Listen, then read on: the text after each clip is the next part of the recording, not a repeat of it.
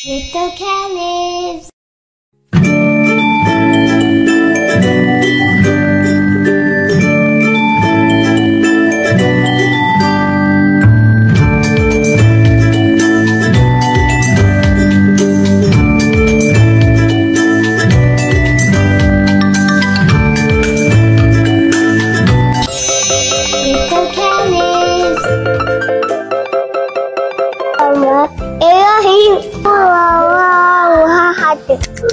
Allahu samad, wallahu ahad, Allahu samad. Little Caliph.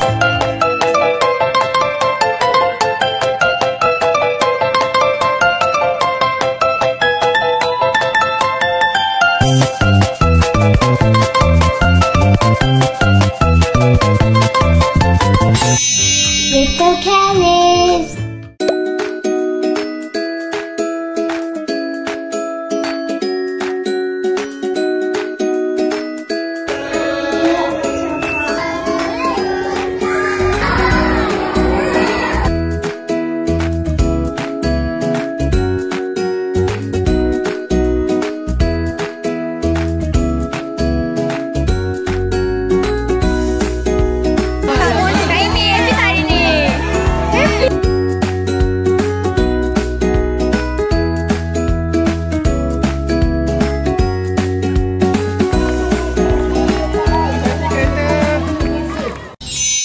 Little Caliph.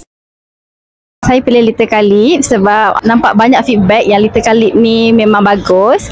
Dan satu lagi, saya rasa Little Caliph ni boleh bagi pendedahan kepada kanak-kanak dengan lebih baik lah. So dari segi mutu belajar dia.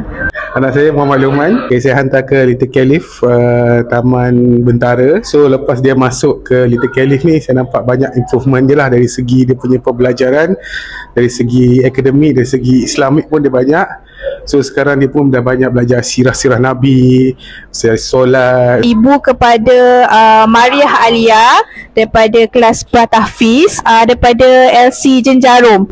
Sebenarnya ni anak kedua yang sekolah dekat Little Caliph Jenjarum. Sebelum ni kakak dia lah. Alhamdulillah sejak dia masuk dekat sini memang nampaklah improvement dia dari segi reading pun cepat. Little Qori dia pun alhamdulillah sekarang ni dah habis pun, dah nak masuk, dah baca Al-Quran dah.